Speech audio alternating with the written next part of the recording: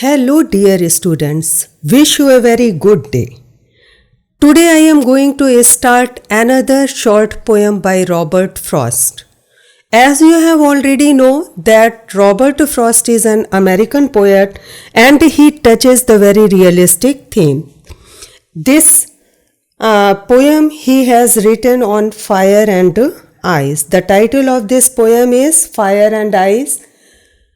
This is the general idea propounded by the scientist that the world is going to end one day and we can do nothing about it.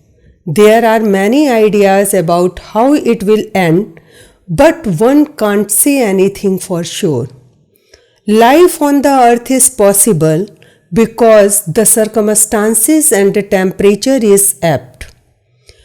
If the sun gets too hot, it would lead to rapid destruction. Conversely, if it grows colder, there will be ice everywhere on the earth. And life in any form would not be able to sustain at such low temperatures. There is another group of scientists who say that someday the earth's core will get so heated up that it would lead to fire destroying Earth's surface, or it will get so cold that there would be ice everywhere and life will not be possible in any form. I am going to recite the poem. Listen carefully. Some say the world will end in fire, some say in ice. From what I have tasted of desire, I hold with those who favor fire. But if it had to perish twice, I think I know enough of hate to say that for destruction ice is also great and would suffice. So students, Robert Frost is giving this idea an artistic touch. He uses fire as symbol of human desire and ice as symbol of hatred. Both the components are compared with self-destructing human emotions, hatred and desire. Very artistically, the poet teaches the humanity, if we don't control these emotions, they will surely destroy everything around us. Then by not overruling the first option of fire, he considers if the world has to expire twice, ice would be equally competent in ending it.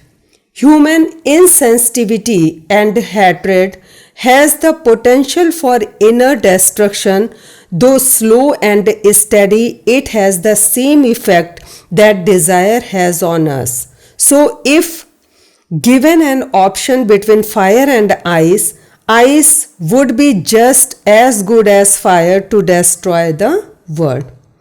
This poem has been composed in 9 lines. First stanza consists of 4 lines and the second stanza consists of 5 lines. First, we will see the rhyming scheme of this poem. So, all of you see that first, third, fourth line is rhyming with each other. That's why we have given name A. And second, fifth, seventh and last line have sync with each other. That's why we are giving the name B.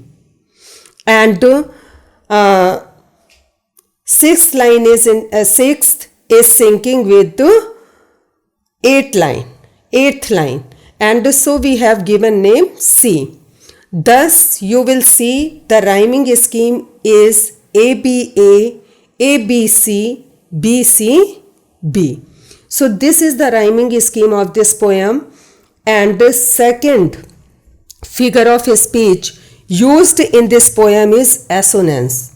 Assonance is the repetition of vowel sound. And here in the line, I hold with those who favor fire.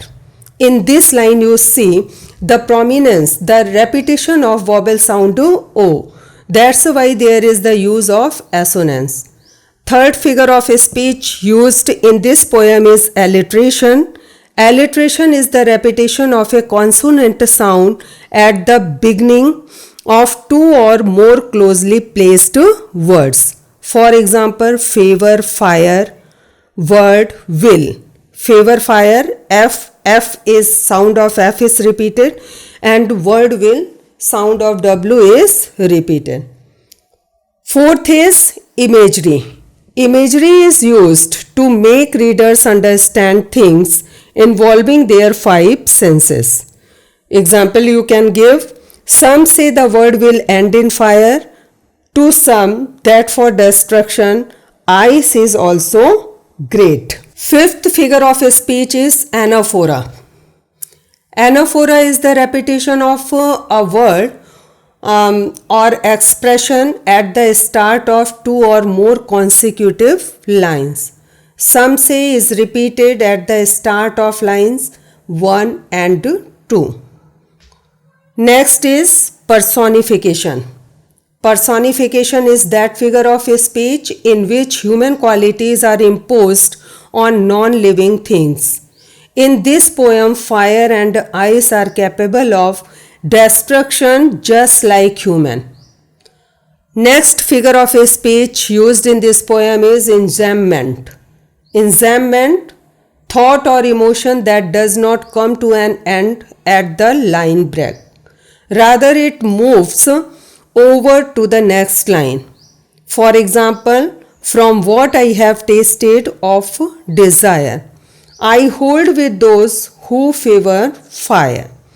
So these are the figures of speech which have been used in this poem. The hard words: perish, perish means die, suffice, suffice to be sufficient. Now students, we will discuss the question answers given in NCERT book. First question is, there are many ideas about how the world will get end. Do you think the world will end someday? Have you ever thought what would happen if the sun got so hot that it burst or grew colder and colder? So I have given the answer of this question in the explanation of the poem itself, and you listen the explanation of the poem carefully and try to write the answer in your own language. Means there are the two ways which told you that either the sun will get so hot, or means the core of the earth will get very hot. So means you have to give the answer in your own language. And the second is, for Frost, what do fire and ice stand for? There are some ideas. So fire stands for greed, avarice means greed, again greed, cruelty, lust, conflict, fury, and ice stands for intolerance, rigidity, insensitivity, coldness, indifference, hatred. Question number 3. What is the rhyme scheme of the poem? How does it help in bringing out the contrasting ideas in the poem? So, I have already told you that the poem has been written in 9 lines, and the first stanza consists of 4 lines, and another stanza is consisting 5 lines.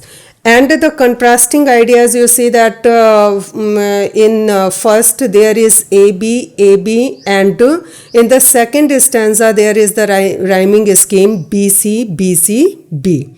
So in this way the poet has tried to give the contrasting ideas. Means he is not overruling that the word would end with fire, means desire.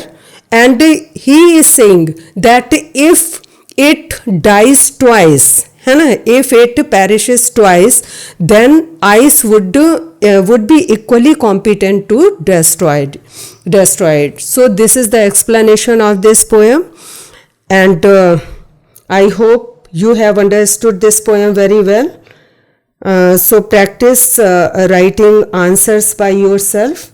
Thank you.